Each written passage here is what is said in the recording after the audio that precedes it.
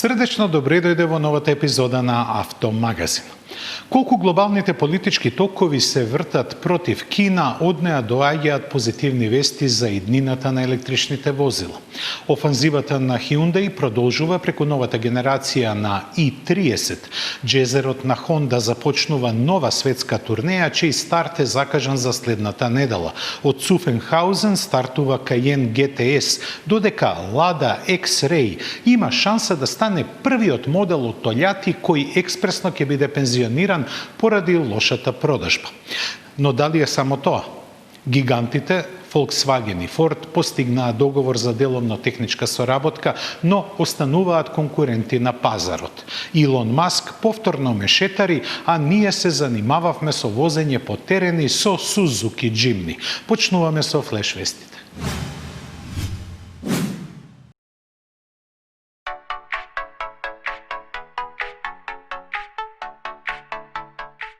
Со потпишувањето на договорот лани, ова време, најавената соработка меѓу Volkswagen и Ford се официализираше. Според него, двете компании ги издружуваат силите на три полиња. Главниот акцент е ставен на комерцијалните возила и предвидува заеднички развој и производство. Идната година Ford ќе го замени веќе остарениот Transit Connect со модел кој ќе биде базиран на новата генерација на Caddy. Во 2022 ќе следи пикапот Amarok, за кој ќе биде искористена платформата на Ford Ranger. Нешто после тоа се очекува и новата генерација на еднотонски доставни возила, за кои ќе биде задолжен Ford. Предвидено е овие модели во текот на својот животен циклус да бидат произведени во вкупно 8 милиони примероци.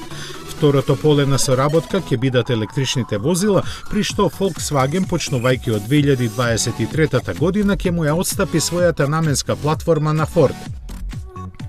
Соработката со која ќе се заштедат милијарди евра ќе биде заокружена со заеднички инвестиции со компанијата Argo All во развој на автономни возила.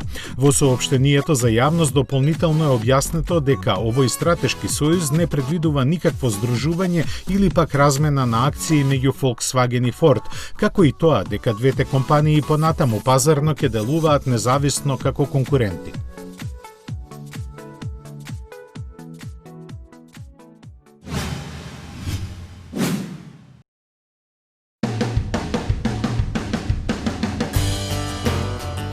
После само 4 години во продажба, Lada размислува за пензионирање на X-Ray. Причината за тоа е слабата продажба, која во првите 5 месеци годинава едва стигна до 7000 примероци.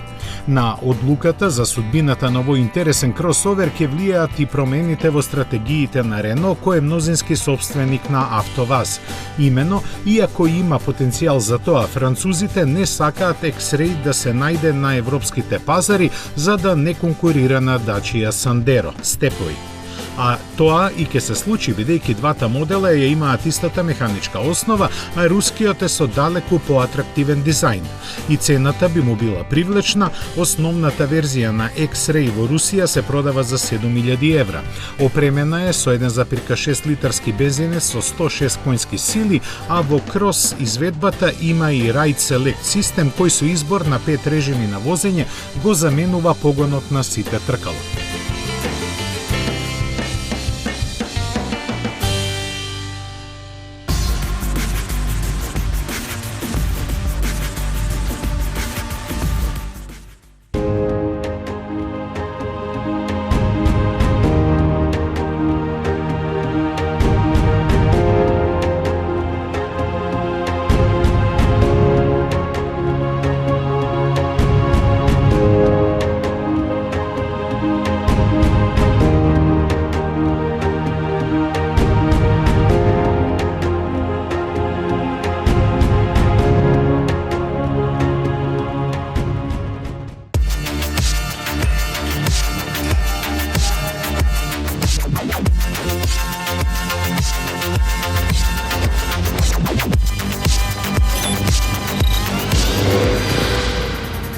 The future holds.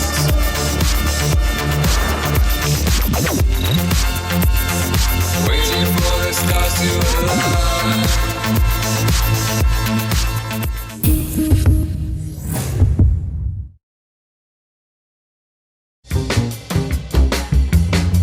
твојот прв избор.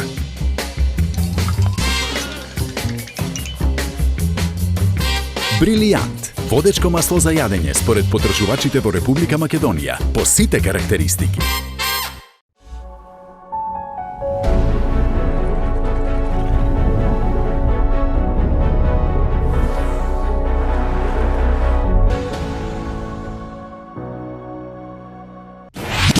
Метрополис, број 1 радиомрежа.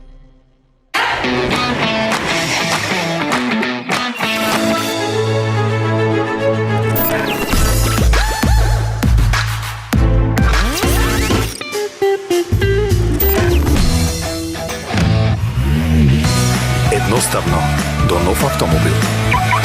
Со Шпарка се лизинг.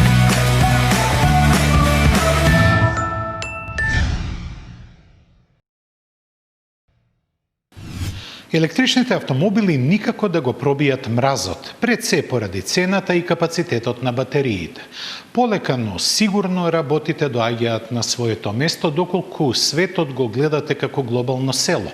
Од Израел ни доаѓа нова платформа за електричните возила. Од Кина нови типови батерии, модуларни да издржат служба од 15 години, а Илон Маск по кој знае кој пат се премисли и со обраниот депозит за моделот Roadster во висина од $50,000 за секој примерок, ки ги чува додека не почне неговото производство презакажано за 2022 година.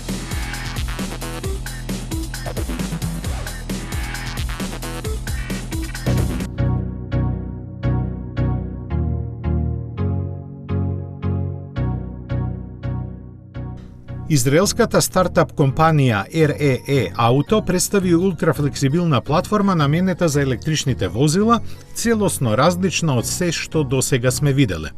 При низиното конструирање се користени повеќе иновации, суштински поврзани со рамниот сендвич под во кој се сместени батериите. Главната иновација сепак се тркалата, секое независно едно од друго, склопени во единечен модул заедно со мотор, ослонување и системите за сопирање и управување. Сето тоа се контролира и усогласува со работењето електронски. Од REE велат дека во случај на потреба овие модули може да се симнат од шасијата и заменат за само 18 минути. Ваквата конструкција овозможува голема слобода на инженерите при правењето на надградбата, која може да биде различна во зависност од намената. Интерес за овој изум покажа филијалата на Toyota задолжена за комерцијални возила Hino Motors. Израелците за нив веќе имаат подготвена верзија на својата шасија со 6 тркала, која е на длабинско испитување во Јапонија. Сепак прерано е да се зборува за иднината и перспективите што ги има.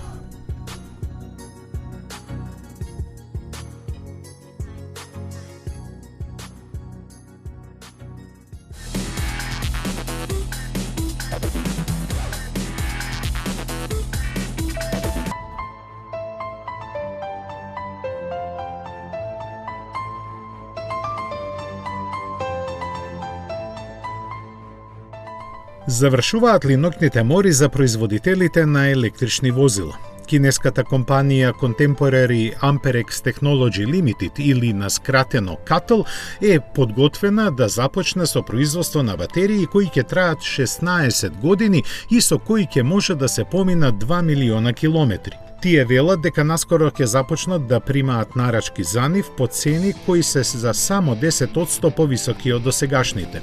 Иако во индустријата постои резервираност во однос на тврдењата на кинезите, овие батерии би значеле сериозна пресвртница за електричните возила. CATL е најголем светски производител на батерии за електричните возила и ги снабдува Tesla, Volkswagen, BMW, Toyota, General Motors и други. Кинезите во моментот градат фабрика за батерии за електрични возила во Германија.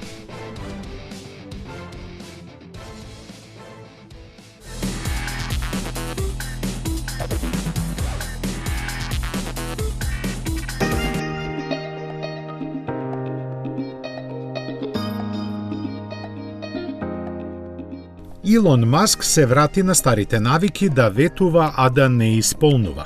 Неговата жртва овој пат се сите оние кои го нарачаа новиот Родстер.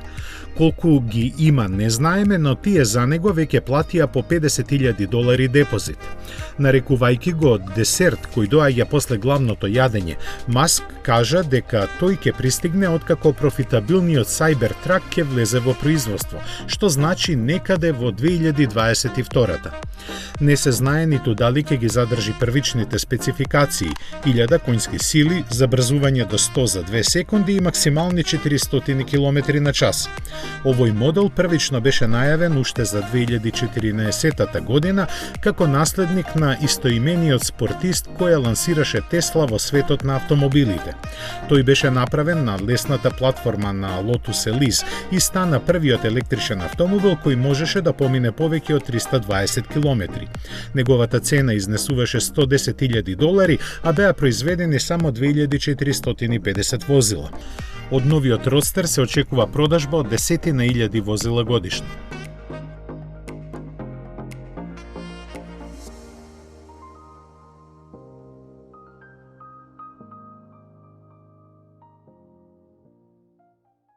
Забрзаното темпо на обновување на моделите го воведоа азиските производители.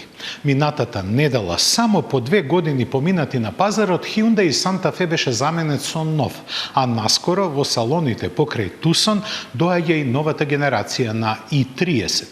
Honda пак го покажува новиот Jazz од кого има големи очекувања, што е повеќе од логично, бидејќи неговата популарност од година во година се зголемува.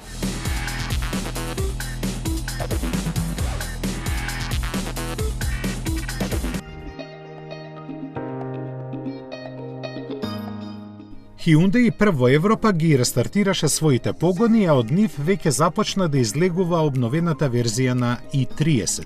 Неговото производство во чешкиот град Ношовице ќе се одвива заедно со Tucson и електричната верзија на Kona, засега во 2 смени. Како најзначаен модел на марката на европскиот пазар, тој во своето освежено издание донесува бројни новости и понатаму ќе се нуди во 3 каросериски изведби кои ги одликуваат нови предни светла, поширока маска и изменет браник. Назад корекциите се помали, а внатрешноста е модернизирана. На списокот опрема се додадени неколку безбедносни асистенти, како и неопходната мултимедиска поддршка. Новост е N-Line пакетот кој кокетира со спортскиот дух, не само со изгледот, туку и со модификуваното ослонување и подиректниот систем за управување. Најголемите измени се во доменот на моторите, меѓу кои малиот 1-литарски турбо со 120 конски сили доби верзија со хибридна 48 волтна поддршка. Истото го има и 160 конскиот 1,5 литарски мотор, кој за поконзервативните купувачи се нуди во атмосферска верзија од 110 конски сили. Ке бидат задоволни и љубителите на дизелот, бидејќи и 30 ке доаѓа со 2 верзии на познатиот 1,6 литарски агрегат со 115 и 136 коњи, од кои посилната исто така на mild хибриден систем. Освен најслабата бензинска изведба, сите други се достапни со 7 степен менувач со двојна спојка. Од 2008 година, кога фабриката во Чешка стартуваше со работа, до сега таму се произведени повеќе од 1 милион примероци на i30. Возилата од неа се дистрибуираат во повеќе од 70 земји на сите 5 континенти.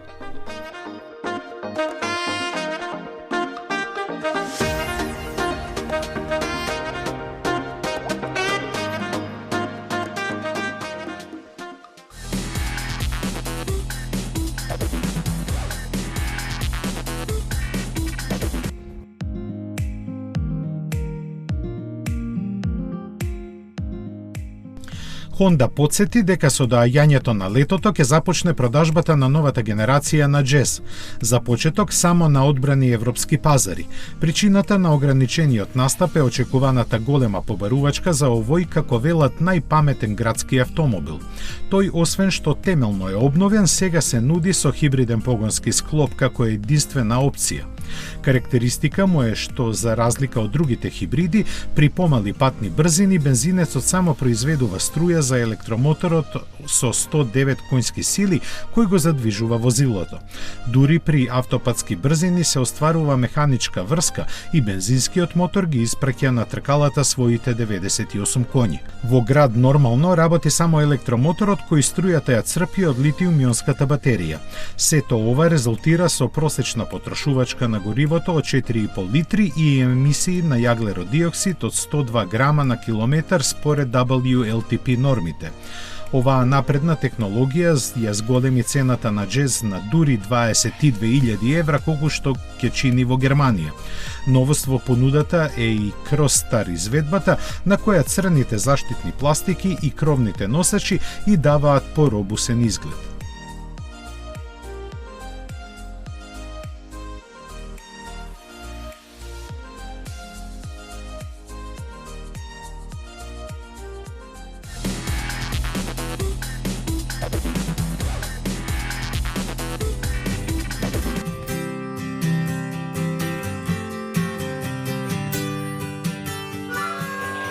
Кога се појави во 2003-та, Каен по повеќе нешта беше прв модел во гамата на Порше. Затоа и брзиот успех му беше загарантиран. Меѓу другото, тој беше прв со V8 мотор после пензионирањето на 928. Но, под притисокот на екологијата, тие во 2014-та беа исфрлени од понудата, во која таков остана само поскапиот Каен Турбо. Порше конечно го исправи ова и на купувачите кои повеќе претендираат кон спортските карактеристики место кон луксузот им ја понуди GTS верзијата. Лансирана под слоганот "Повеќе од толку што сакате", таа е украсена со црни детали на екстериерот, заменети светла, аеродинамичен пакет и поголеми тркала. Зад нив се надзираат црвените клешти на сопирачките дискови кои може да бидат карбон керамички, а ослонувањето е спуштено за 20 мм. Во внатрешноста доминира алкантарата со контрастни црвени шевови, а седиштата се по-спортски обликувани. Најважното сепак е 4-литарскиот V8 Twin Turbo мотор со 460 конски сили, кои преку 8-степената автоматика ќе го дотераат Cayenne GTS до 270 км/ч и забрзаат до првите 100 за 4,5 секунди. Спорт хронопакетот и посебно подесената електроника ќе ја заокружат приказната вредна 114.000 евра во Германија, на кои за купе верзијата ќе треба да се додадат уште 4.500.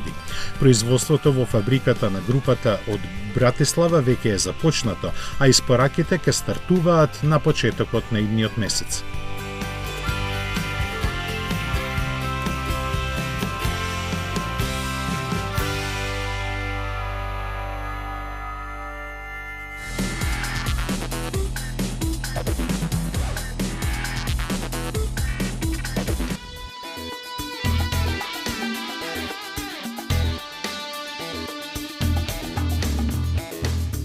Додека Европа се насладува на новата 8 генерација на Volkswagen Golf, купувачите од другите региони во светот ќе почекаат на него. Некои, како Канада, дури и до крајот на 2021-та, а Соединетите Американски држави по се изгледа воопшто и нема да го добијат.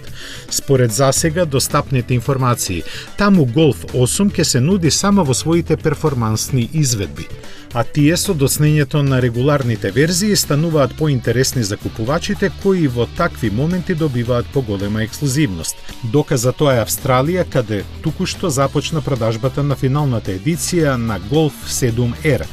Таа е означена на 450 примероци, од кои 150 ќе бидат понудени во трите специјални бои што ги гледате. Возилата со нив во процесот на производството се симнати од монтажната лента, рачно обоени и повторно вратени на докомплетирање. Сето ова ќе ги чини австралијанците за само $300 повеќе од основната цена која изнесува $58,000, што е околу 35,000 евра. Volkswagen Golf R располага со 2-литарски турбомотор кој за земјите со топла клима како Австралија развиват 290 место 300 конски сили.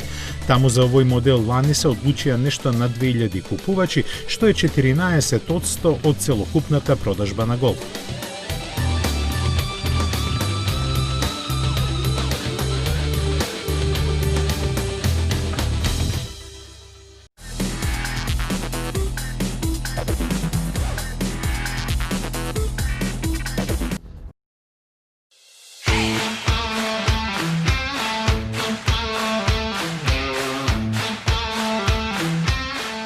Животниот век на моделите е предвидлив.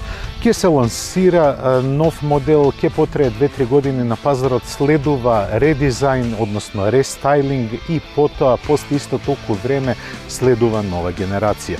Многу се ретки возилата кои имаат доследност и во својот изглед и во својата намена. Едно од нив е Suzuki Jimny, кој е присутен на пазарот во оваа форма. Се разбира со мали затегнувања на борите цели 3 децении.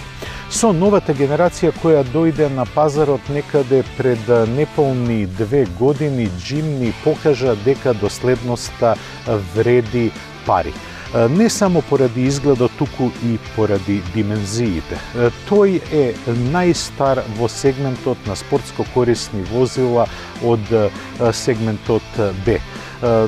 Со него може да се надпреварува новата Dacia Duster, но и Jeep Renegade. Но Jimny изгледа многу по-кул. Неговата коцкаста форма делува како да е смалена или, ако сакате, компресирана Мерцедес Г класа. Па така, во сите негови пропорции се гледа дека е посветен на теренот. Но првиот недостаток е багажниот простор. Гледајте што може внатре да се стави. Само неколку кондиторски производи. Но ако ви треба и нешто поголем простор, тогаш со спуштањето на седиштата може да се добие доста поголем простор, но тогаш не може никој да седне позади на задната клупа.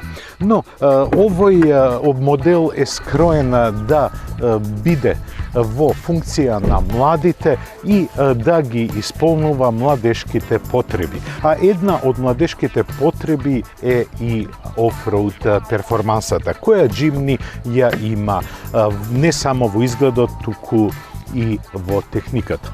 Внатрешноста на Jimny делува како модернизиран воен објект.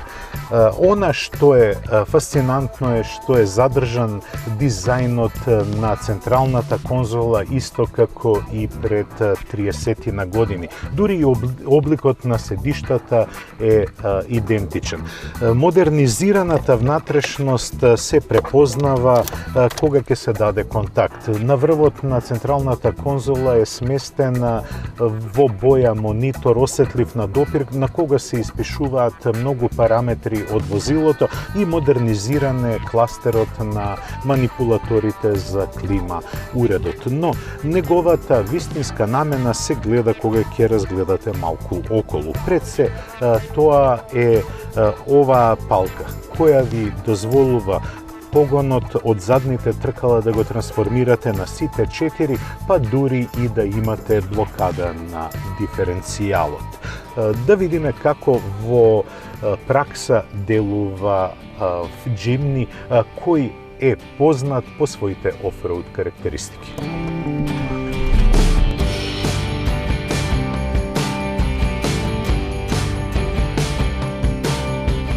На офроуд Jimny ја покажува својата вистинска вредност, бидејќи ова е една од ретките мали спортско корисни возила кои овозможуваат извонредни теренски перформанси. Не е тоа само поради неговата височина и растојанието од туку и поради вистинската теренска опременост. Имено Jimny има погон на задната оска. По ваша желба можете да ја префрлите во погон на сите тркала, а погонот на сите тркала можете да го блокирате со диференцијалот и тогаш да имате одлична теренска перформанса.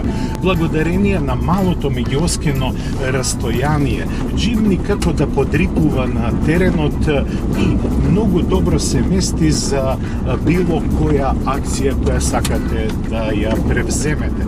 Она што е недостаток на асфалтот е придобивка на теренот, а тоа е управувањето.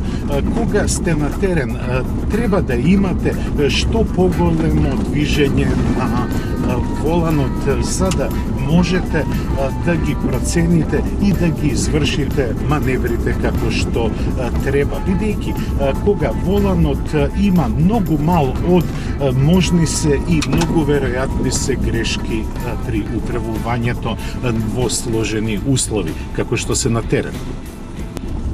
Джимни е вистински теренец. Тој ви овозможува да го почувствувате теренот онака како што треба да се почувствува, во сета негова раскоша и слобода.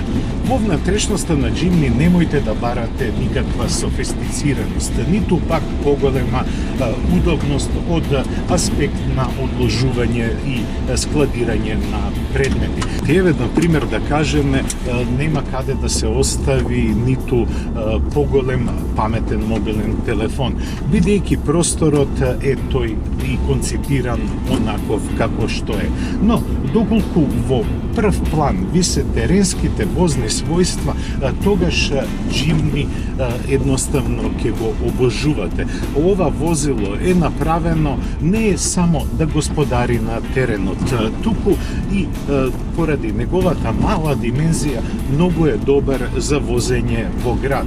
Лесно се паркира поради неговата кратка каросерија, но немате простор каде да сместите повеќе луѓе. Како што видовте на самиот почеток на тестот, нема доволно голем багажен простор. Па затоа секогаш ќе ви се јавува дилемата дали со себе да понесете уште двајца или тројца патници или пак просторот на задната клупа да го жртвувате во име на багажот.